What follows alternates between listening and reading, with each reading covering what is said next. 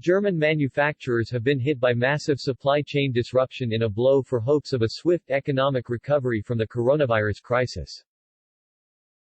A survey of manufacturing firms found that half reported disruptions to their supplies of parts or materials in the past month. The survey by the IFO Institute found levels of turmoil at their highest level in 30 years as pandemic-stricken businesses attempt to bounce back. Rising consumer demand, lockdown measures to restrict the spread of COVID and containing shipping delays have all blighted global supply chains. This has forced firms to juggle shrinking inventories and delayed orders in a bid to continue through the crisis. Clemens Fuest, president of IFO, said, both the third wave of infections and bottlenecks in intermediate products are impeding Germany's economic recovery. He added that German manufacturers had reported their highest level of capacity utilization for almost 2 years. The IFO chief said that 45% reported bottlenecks in intermediate products, the highest value since 1991. Many firms reported shortages across a number of products, from semiconductors to polymer resin used to make plastics. This has forced manufacturers to cut production, leaving them struggling to rebuild stocks and meet rising demand.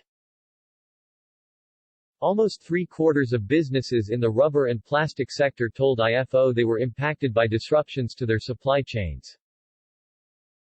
60% of those in the electronics and automotive sector and 42% in the chemical industry complained of problems. Carmakers lost out on making hundreds of thousands of vehicles in recent months as a result of the disruptions. Analysts said that this could cost the industry billions of pounds in lost profits after most large producers announced manufacturing stoppages. Volkswagen has warned its top managers to brace for a huge production hit in the coming months because of a global shortage of chips, the head of the firm's Seat brand told the FT.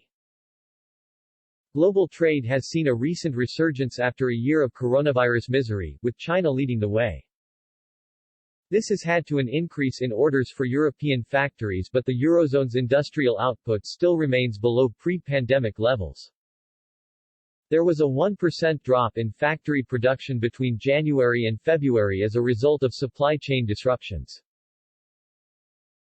Michael Holstein, chief economist at DZ Bank, said due to the global demand for industrial goods, the bottleneck in important intermediate products such as memory chips is noticeable. It could take months to overcome delivery issues, which is why the outlook is diminishing a bit. Quote,